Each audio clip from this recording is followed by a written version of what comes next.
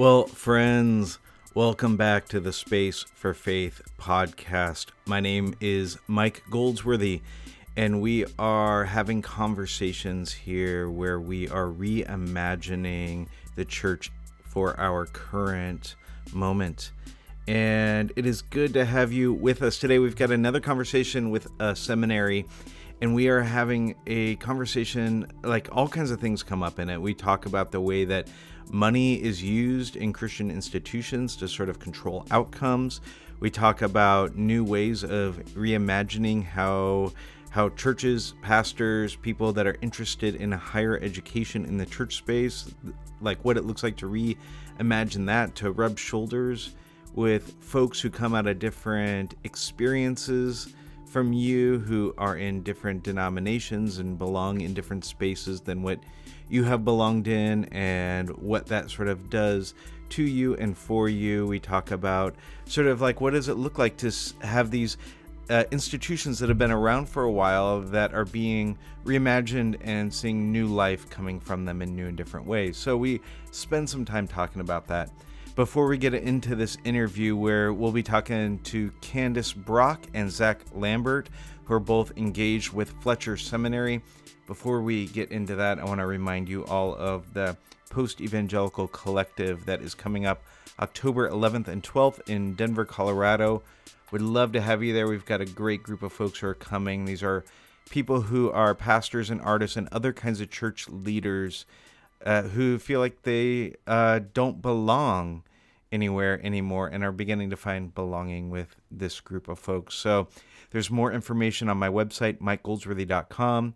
Would love to have you there if you find yourself in church leadership and don't really know, like, where do I fit in the larger church landscape anymore. This may be a place where you'll find some resonance. And then secondly, I want to remind you that our good friends at Logos, the Bible software, that we are partnering with them to help provide discounts on this fantastic Bible software that I use and love. We will probably at some point do a podcast a little bit more on it, maybe even a little bit of a tutorial. We've talked about doing some sort of way of just helping you to see how to utilize it more, but it is a program that I have used for years and love.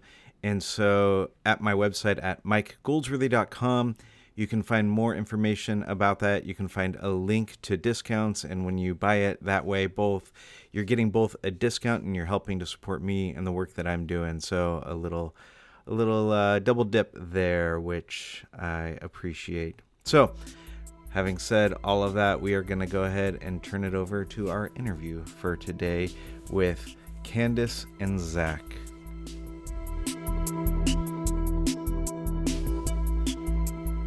Well, friends, welcome back. We are getting to hang out today with Dr. Kan'Dace Brock and with Zach Lambert, who are here to talk about all kinds of different things that are happening in the sort of like larger church landscape. We're going to spend some time talking about seminary and some of the shifting things that are happening there. We're going to talk about what's happening with institutions within the Christian space and get to hear some of your guys' stories. So I appreciate the two of you joining me today. Thanks for making some time. Thank you. Absolutely. Glad to be here, man. So we're getting to hang out because of Fletcher Seminary, and I want to hear about Fletcher in just a minute. But like, Zach, you and I have known each other now for maybe like a year and a half or something. We've been hanging out a bit, and I love what's going on at your church, and I've wanted to find a way to have you on. So this will be fun to even find some ways to tell a little bit of the story of your church. But Kan'Dace, you are on staff with Fletcher, and I've been getting to know Fletcher a bit recently and just so impressed with you all, what you're doing. What's some of your background? How did you end up at Fletcher Seminary? Yes, so background-wise, my husband and I, we are church planners in San Antonio. We're going on 4 years old, the Message Church.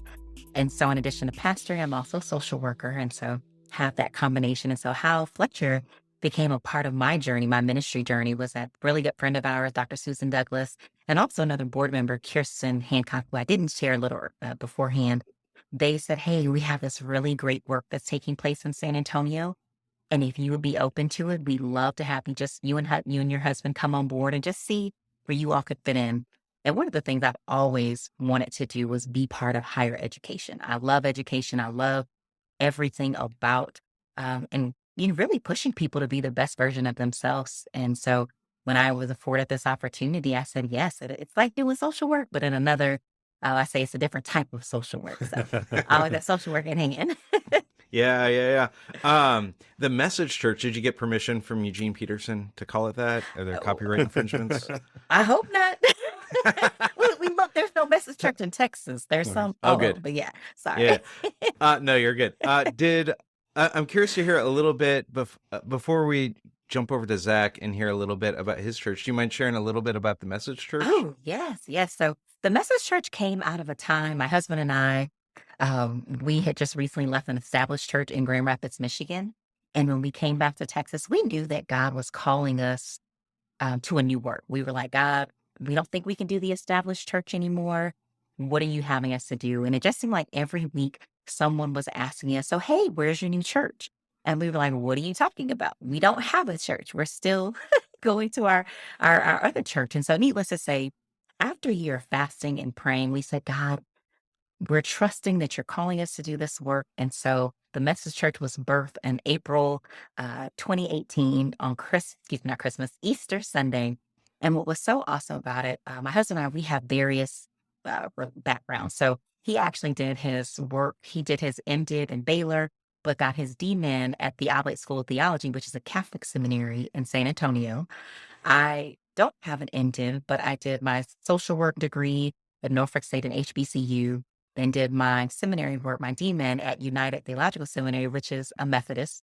So a Methodist seminary. So you have all these different experiences that we bring to the table. And we said, as a church, we want to be able to do church the way that we feel God is calling us to do. And so if you were to come and visit us, you'd see a little liturgical where we have acolytes. You'll see, you'll hear us reading hymns, or you'll maybe see us being Pentecostal. So there's really just this feel of authenticity and real reflection of the theological thread that's really woven throughout both of our stories. And so we have a great group of parishioners. We have people that are retired military, active duty military. We have community people, community members. And so it's just very diverse in the experience and the wealth of just community that comes to the Message Church. So that's really our story. Super fascinating. Yeah. I really want to come visit now. I'm Yes, super curious please. about what you all are doing. That'd be super fun. Well, Zach, folks on here haven't gotten a chance to meet you yet, but I love so many things about you. Like, I love the way that you lead, your thoughtfulness, the kinds of people that you have been connecting, and you are so fun to follow on Twitter because you stir things up, and I just love it. It gives me great joy, and also a little heartache for you at times. And I'm like, oh, how does he read through all these? But without all that, like, give folks like the 2-minute kind of like, here's who you are, how you've gotten kind of to where you're at. Yeah. Twitter can be an exhausting place. I feel like it's both, like Frederick Buechner said, right? Terrible and beautiful things happen there, on the Twitter.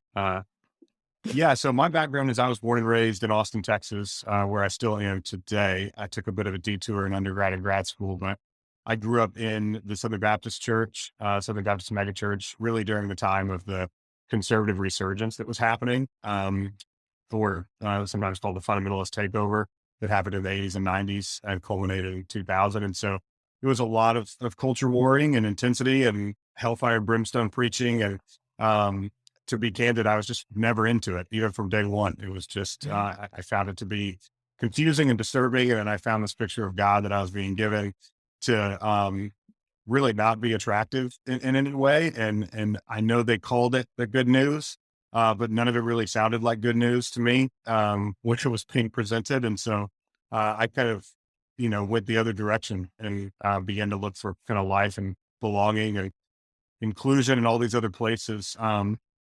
But at 17 years old, I ended up through a bunch of different things that had happened, an overdose and some good friends stepping into my life.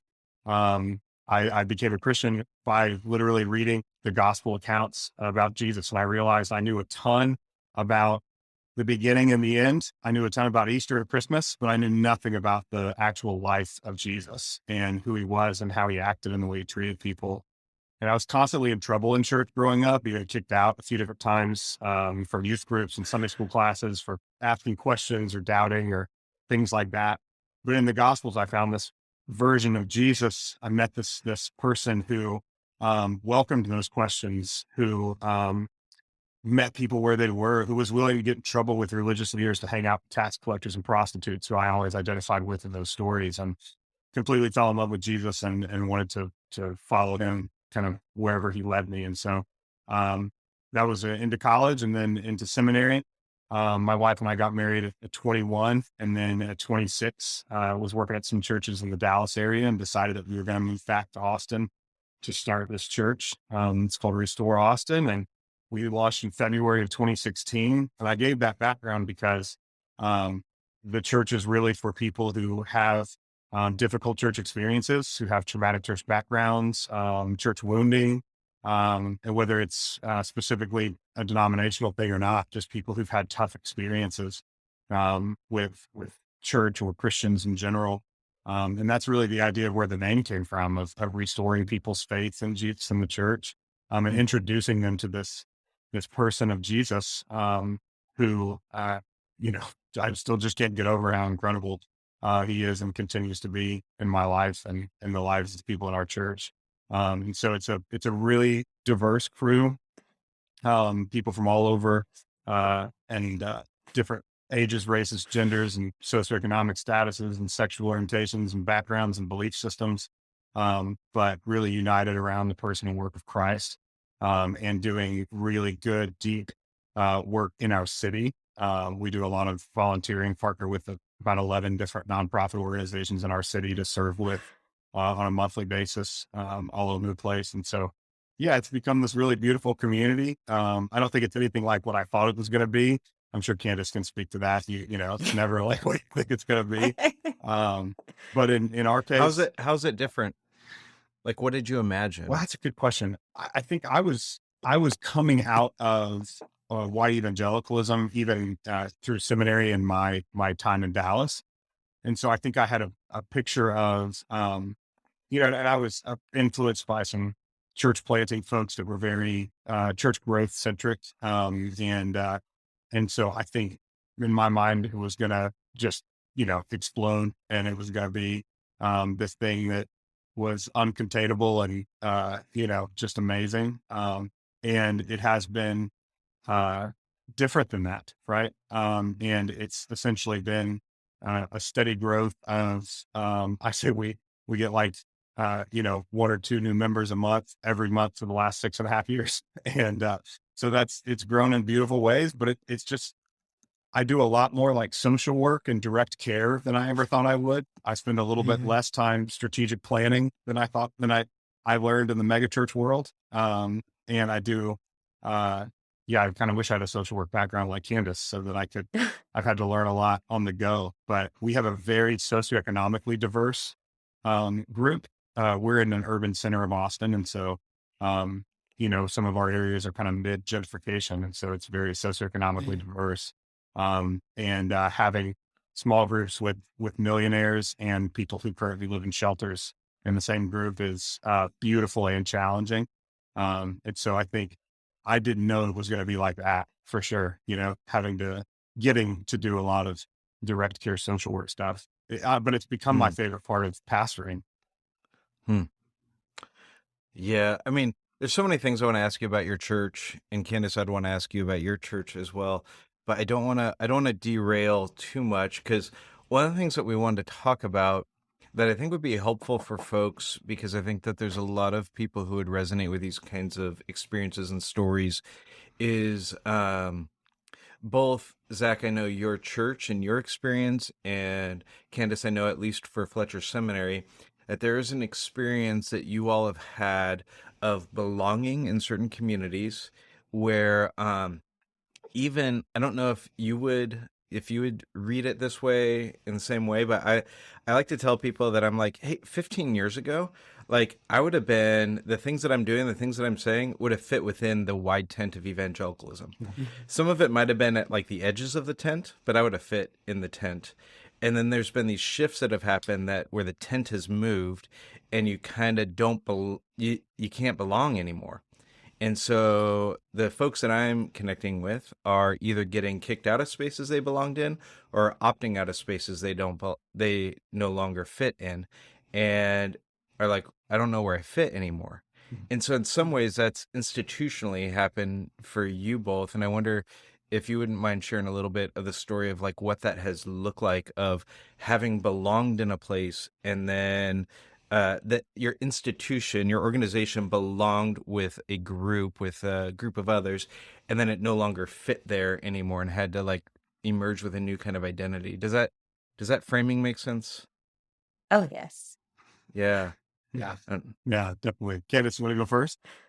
Yeah. So I would say that my sense of belonging kind of mirrors Fletcher's from the standpoint of just being a woman in ministry. I will say that. yeah. And I say that because beforehand, it was safe when Candace was Frederick's wife. It was safe, Mm, but once I formally said, God is calling me to preach and to pastor, there were a lot of institutions that we even engaged, just for that support as church planners that took their hands off of us and said, we like Frederick, but mm, Candace, this is no, no, no. And I think about the Fletcher story, how it kind of mirrors how, all things were well, at the school, there where it was, well, Fletcher was beforehand, but where at Loxton, it was all fun, it was good.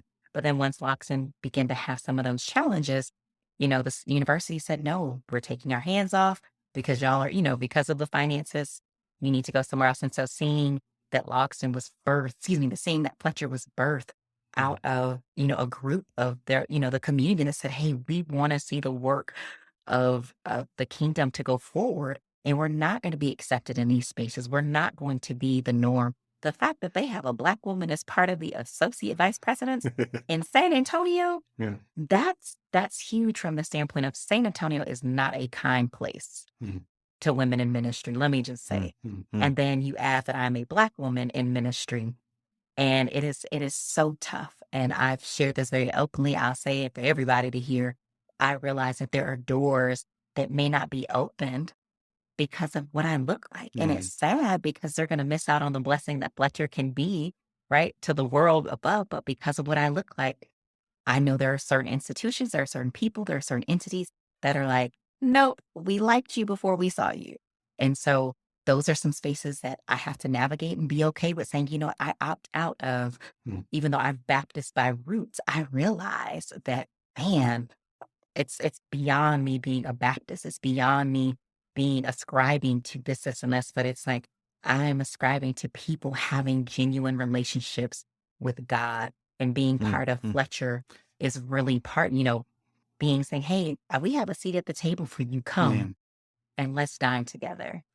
That's so good. And is like the 30,000 foot level of the story of kind of the origin story of Fletcher, that it was, you alluded to this a little bit, it was a previous seminary, and that previous seminary existed within a system where finances began to be utilized and pulled because they didn't like the direction the Mhm. seminary was going by a larger, more inclusive embrace. Is that a fair, like, high level sort of thing? Oh, yes, for sure. Yeah, For I think sure. so. I think you said well too earlier, Mike, about I don't even think it was necessarily the seminary, previous seminary that shifted. I think it was the institution around it that began to Hmm. shift, right? And so, like Yes. you were saying, the things you're talking about now would have been inside of evangelicalism 15 years ago. For the vast majority of the previous seminary Logsdon's life, it was inside of these systems Mhm. and existed cohesively with them. But as those larger institutions began to shift and narrow, the seminary found itself on the outside of that. And when that happened, it's pretty amazing because I've watched this happen a number of times. I know we all have. We've seen whether it's individuals or churches or institutions start to have, kind of the walls close in around them a little bit, and you have to make some decisions. You have to decide, am I going to really lean into who God is calling me to be? Or am I going to try to conform and stay within this system that I've been in for a long time?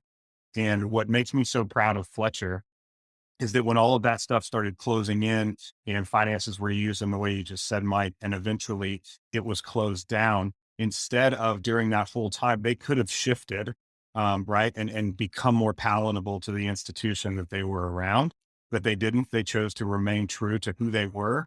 And then I think kind of out of the ashes of that, Fletcher was born as an actual truly ecumenical seminary that has incredible diversity already, not just from denominational backgrounds, but gender and race and everything else.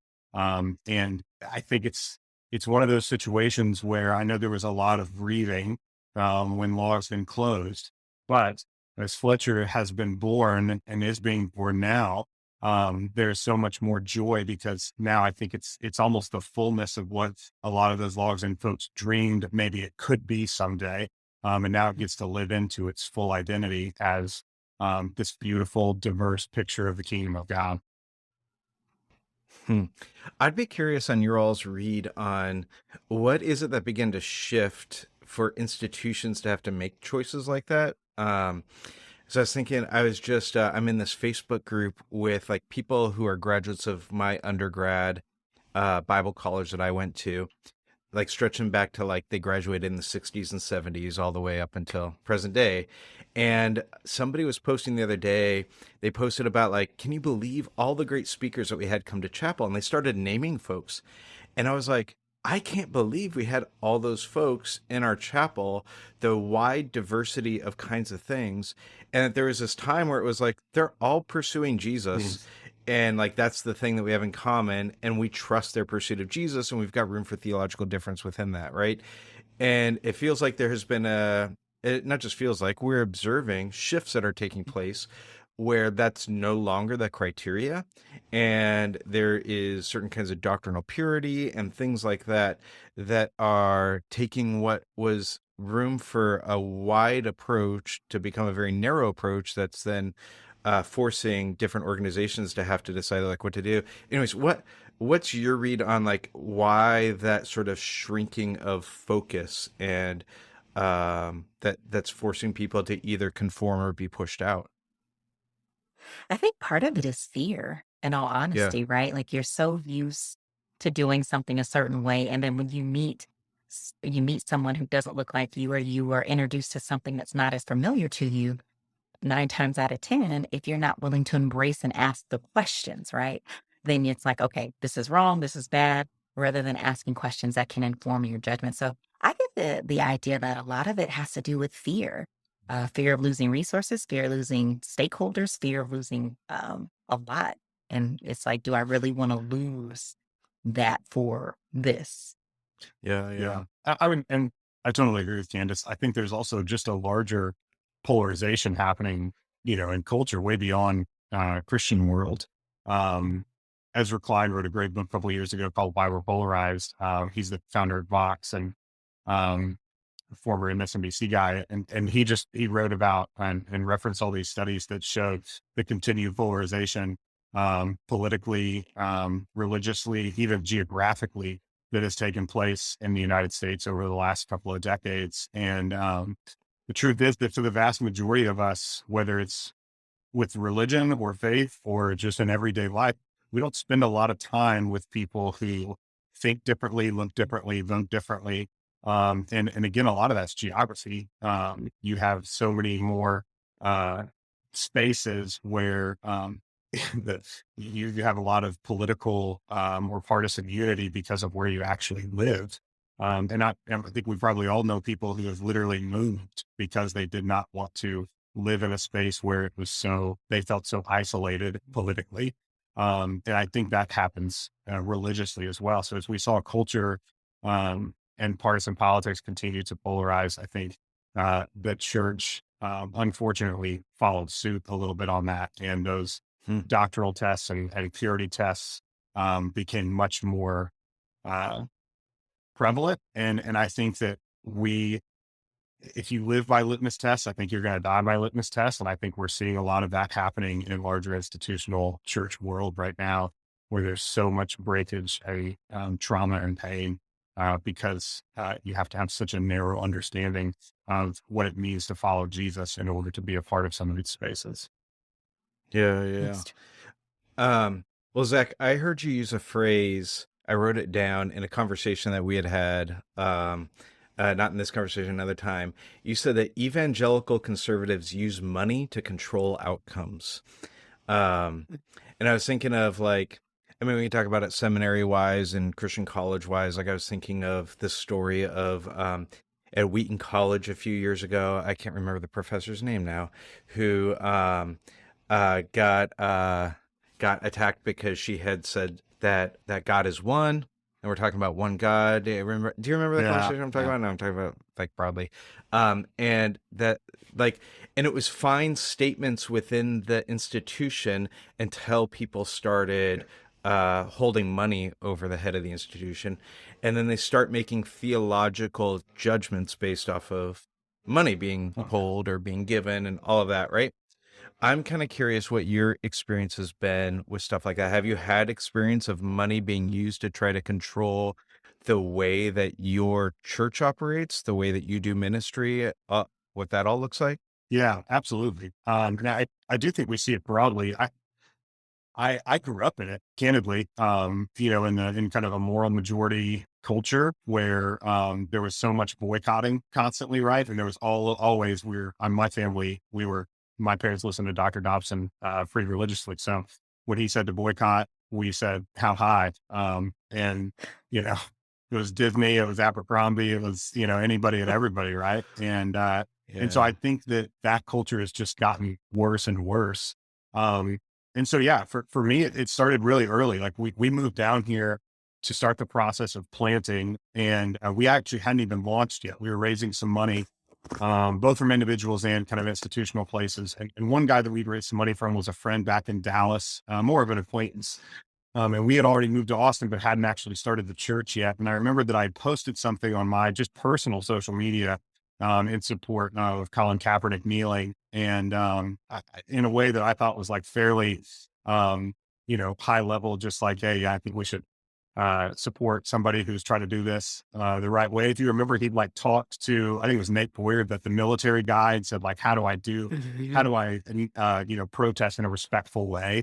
And I just thought it was, really well done. Right. And this guy, this donor in Dallas saw the post, called me and said, he was like a monthly supporter. He said, take it down or I'm going to stop my monthly support.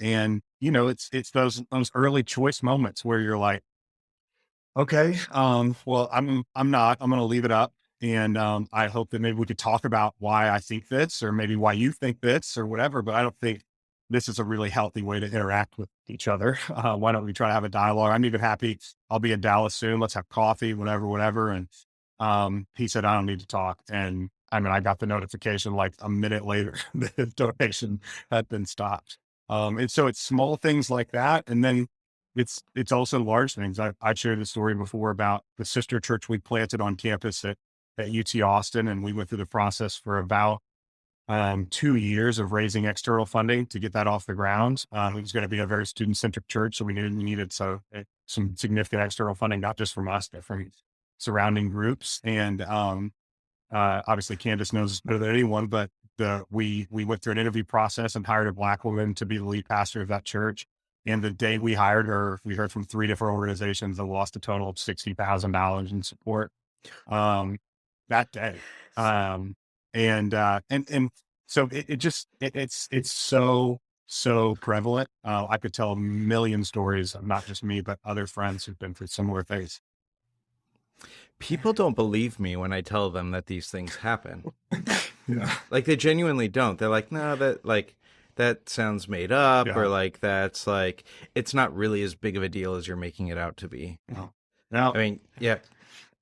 Has that been your experience, Kan'Dace? Oh, yes. We actually experienced it more so early on in our church planning experience. I remember again, Frederick was safe, Kan'Dace not so much. And I remember we went to this larger was large denominational body. And we said, this is for exploring church planning, which you all, could we engage in the process? And as soon as we started, we had our first phone call with them and they said, hey, we did our research on y'all.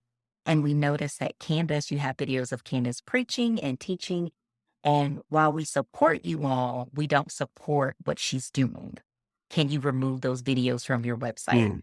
And Frederick just as, graciously said, thank you for your time, but that won't be happening. And then fast forward, another large denominational body, we had talked to them. They were super excited about us coming on board, unbeknownst to us. And I should know this, I should know better, but I don't. They were going out and looking at all of our stuff online, and they noticed that we didn't name drop them as often as they had liked. And they basically told us, Wow. hey, we love what you're doing. We see that y'all are doing well, but we don't see our name or logo on your items or on your website. And we're like, we know, like we're not oblivious to this. And they're like, well, if you want to continue to receive our monthly donations, then you all need to at least say our name once or twice, maybe drop, something. And so we were just floored by the fact that because if we're not doing what you're asking us to do, you're going to pull funding. We also had another one really quick. Our CFO at the time was in a same-sex relationship. And we put in our MailChimp, we're so excited to welcome our CFO. And as soon as that email went out, I mean, between Mm. Frederick's phone and our emails, it was, so are y'all saying you're da-da-da? And we're like, we're just introducing our CFO to the world. We didn't, we're not marching on Washington, chill out, y'all, calm down. And so it was people that even said it, same thing, oh, if y'all don't pull this down, y'all are Yeah. going to lose money. And we said, if we lose funding, it is what it is. We didn't need their dollars anyway. Mhm. So That's yeah, good. it is real. I was thinking of a time we could probably have a sorrow story podcast of us all sharing these stories. I was thinking of a time at the church that I was leading where we were going to take an offering for refugees. And we had historically really been involved in refugee work. The church is 70 years old, and we had been involved in resettling refugees from Vietnam and Cambodia during the Khmer Rouge. And it had been a part of our church's story. So we had had more refugees moving in from the Middle East. So we were doing a big engagement with that work. And I remember somebody coming to me and saying, I'll only give money to this if you can guarantee there won't be any Syrian refugees that are part of it.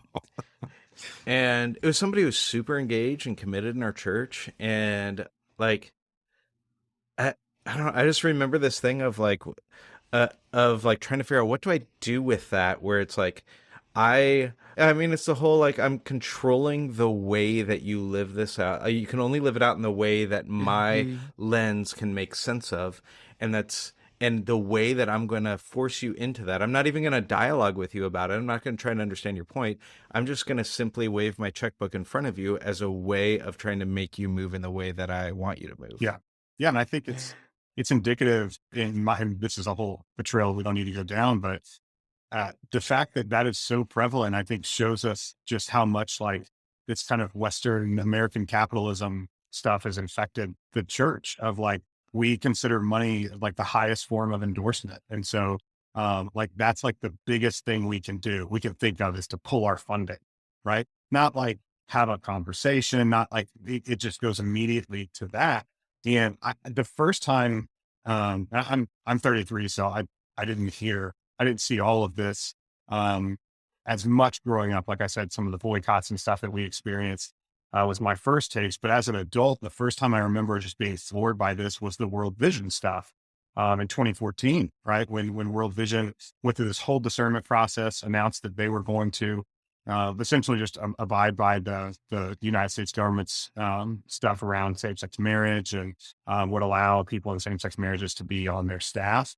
And they announced it, and thousands and thousands of people pulled their child sponsorships, right? So these kids all over the world who were being supported, literally are getting food taken out of their mouths, right? In order to make a point about gay marriage. And World Vision had to reverse it 2 days later. I mean, the outcry was so intense and the money was so stopped up that 2 days later, they had to go back. And I remember the announcement, I guess it was Rich Stearns or whoever at the time, came out and essentially said, like, it's not that we don't believe in the decision we made. It's that we have thousands and thousands of vulnerable children all over the world who can't eat because of this. And so we're going to go back and make this other decision. And I think that shows kind of the links to which a lot of folks in evangelicalism will go, even taking money from the most vulnerable people in the world, in order to make a point. Yeah. Well, so one of the things I'm experiencing is people run into something like that. And I think I'm seeing generally like three responses that people take with it.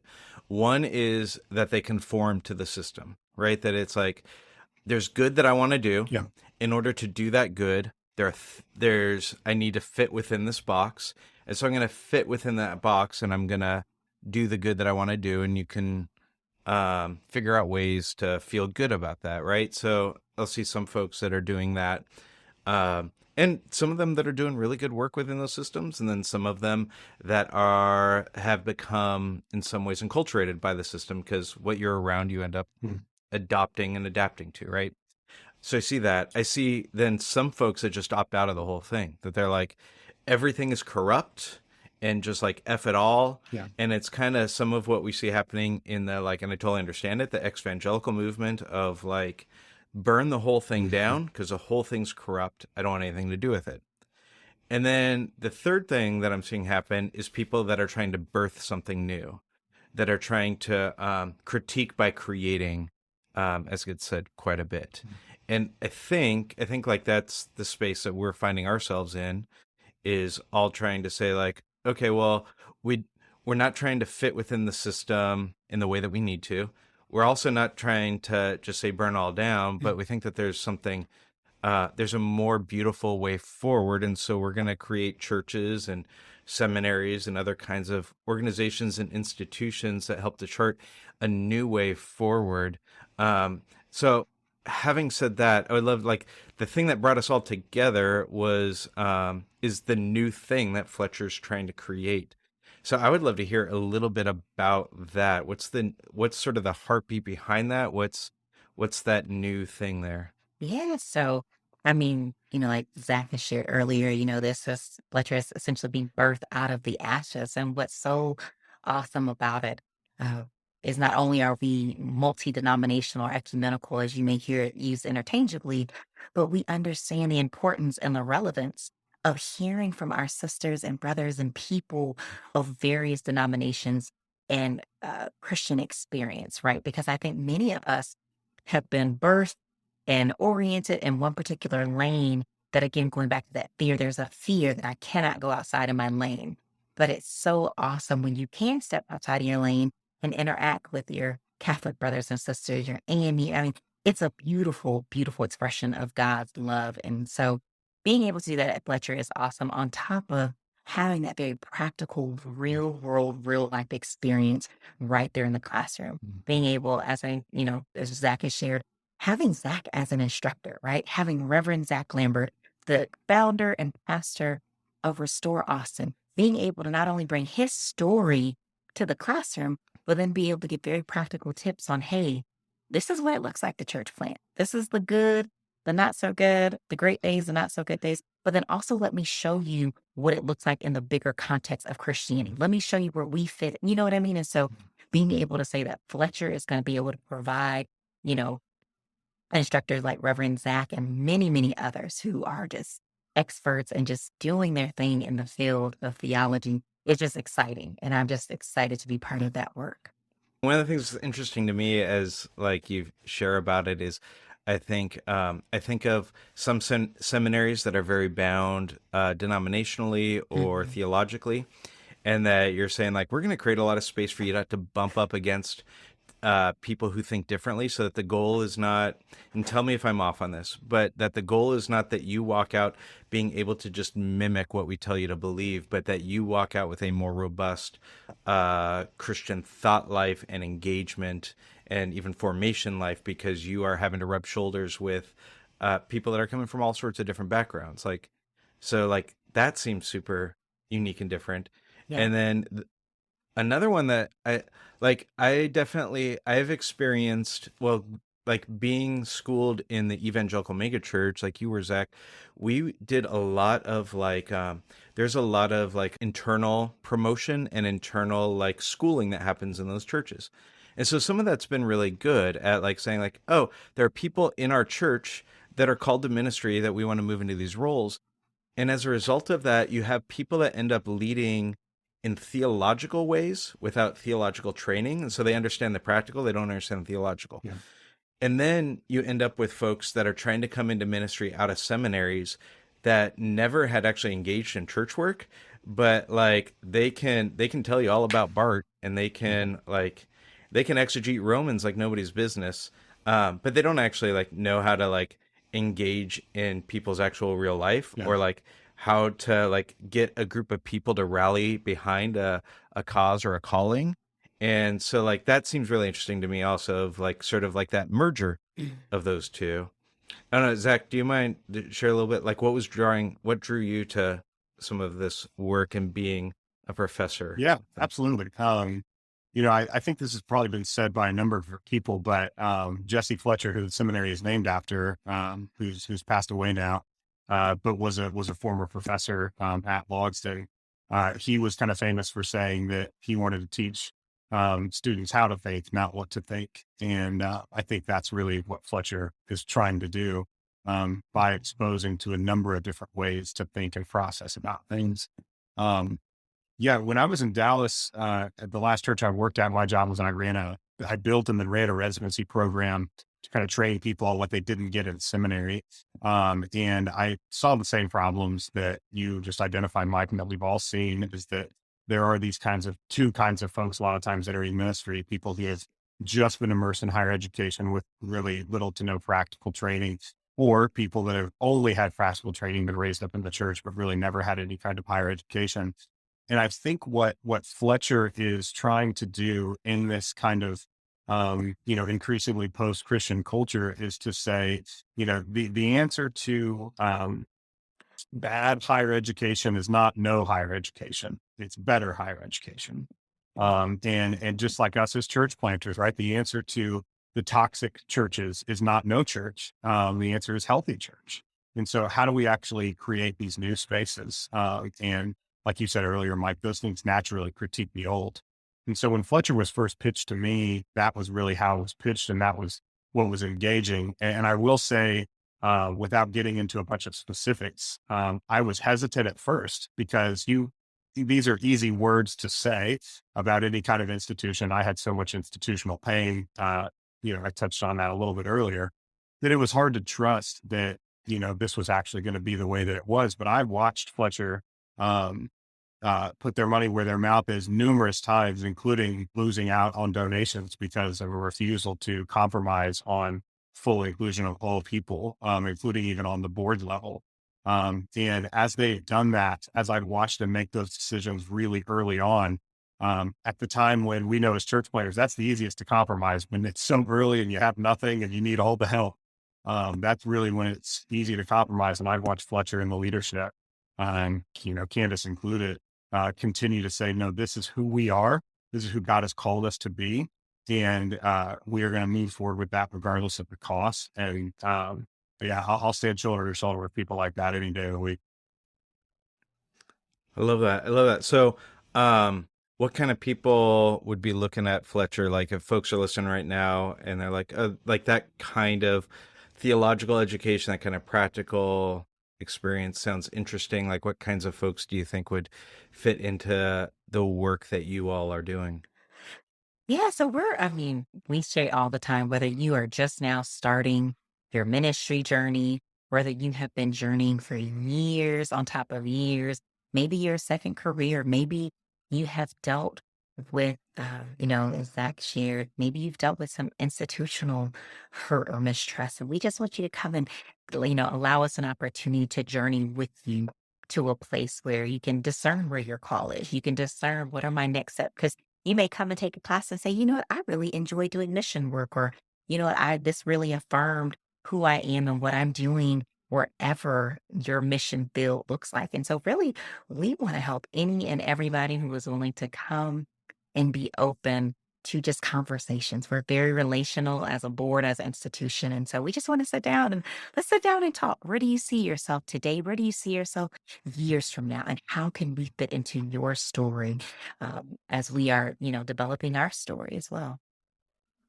Love it. And Zach, you've got a class coming up. Are you teaching right now or is it coming up soon? Yeah, we're recording this in early September, so this starts in late September. Okay. And so yeah, you got a few more weeks to register. I'm teaching a class called Developing Partnerships for Community Transformation, and it's in the certificate program, which I just actually stepped into leading that whole certificate program and trying to build it out to add more certificates. And like Kan'Dace said, the practical focus, not just of this class, but of the entirety of the seminary, is something that I think really can draw people to it. Like for instance, our class, my class that I'm teaching this semester, the goal is to really help people connect with nonprofits and businesses in their community to build those partnerships so that you see larger community transformation. And it's incredibly practically focused. So we're starting out by trying to help people understand a more holistic version of the gospel, right? That it's not just people walking down aisles or praying prayers or being baptized, but it's shalom and flourishing for people all over the place, inside and outside of your communities. And that's really what God desires. And so how do we step into being a part of that? And so at the end of the certificate class, you'll leave with an actual strategic plan geared toward your specific context, community, city, in order to develop those partnerships to see the community transformation. And so all of our certificate classes actually end with a capstone project. And then the certificate's 8 classes. So at the end, you'll have 8 of these capstone projects that you'll be given in a portfolio with very practical, real world application type things. And again, the practical focus extends to the master's level work as well. I love that. I love it. So it's FletcherSeminary.org. Yeah. Yep. Yes. FLETCHER seminary.org. That's it. Correct. So they can find more info. Get to take a class with the Reverend Professor Zach Lambert. I might sign up for that because honestly, it sounds super fascinating, and I would totally take a class to learn from you, Zach. So I would love, if it's all right to wrap up, like I would love to, both of you have every reason to have a heart that is hardened by the church and by others in the church.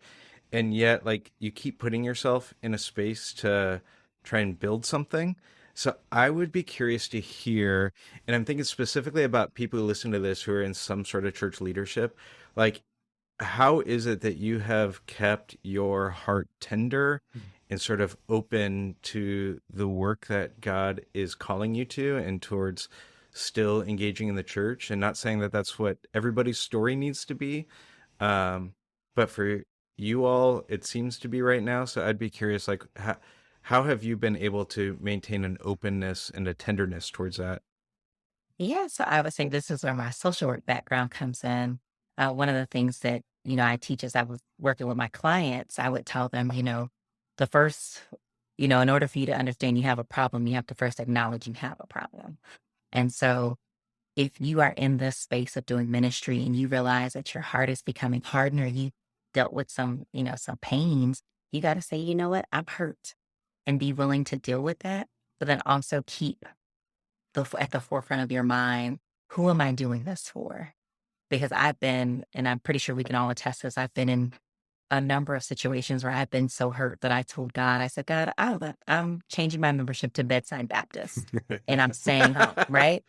But God, in every one of those moments where I was just frustrated, right? And just tired, God said, but I called you to this work and I need you because there's a group, there's a population, there's somebody who is waiting to see you, to hear your voice. And if you stay at Bedside Baptist, that person, that institution will not hear what I need them to hear. Yes. I need you to literally be my hands and feet. And so that has really kept me going, just realizing that what I'm called to do, it's bigger than me. And don't get me wrong, I get upset and I'm like, I'm not going, I'm not doing it, I'm done.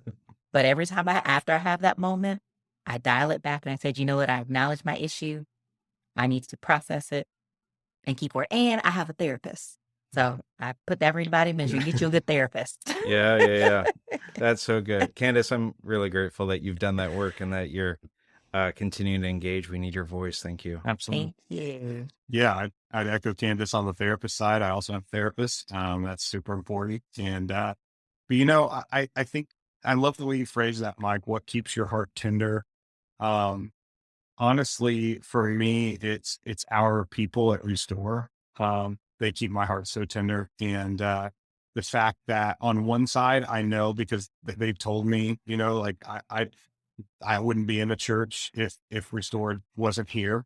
And the fact that they found this place, right, where they can give and receive, where they can experience healthy community, all of that stuff, that keeps me going.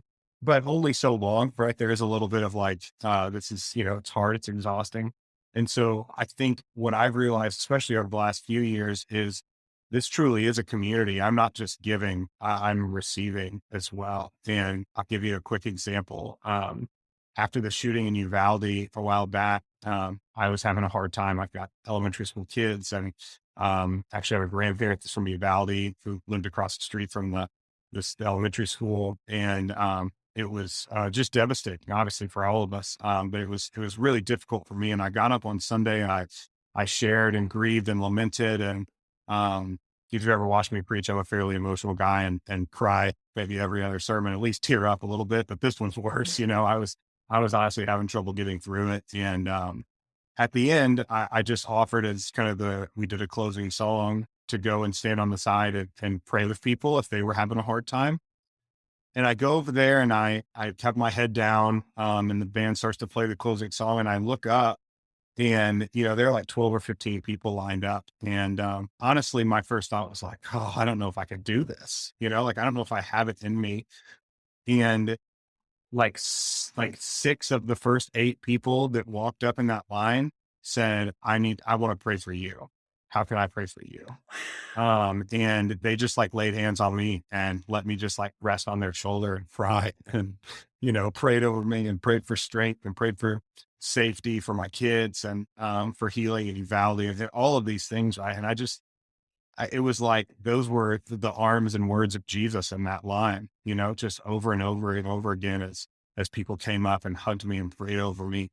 And so that kind of stuff keeps my heart tender to realize I'm not some savior. I'm not some elevated pastor that is just like dispensing, as you say, like spiritual goods and services on everybody and, handing out blessings, right? Like I'm a member of this community that gives and receives love and support and health because we're all empowered by the same spirit to do that.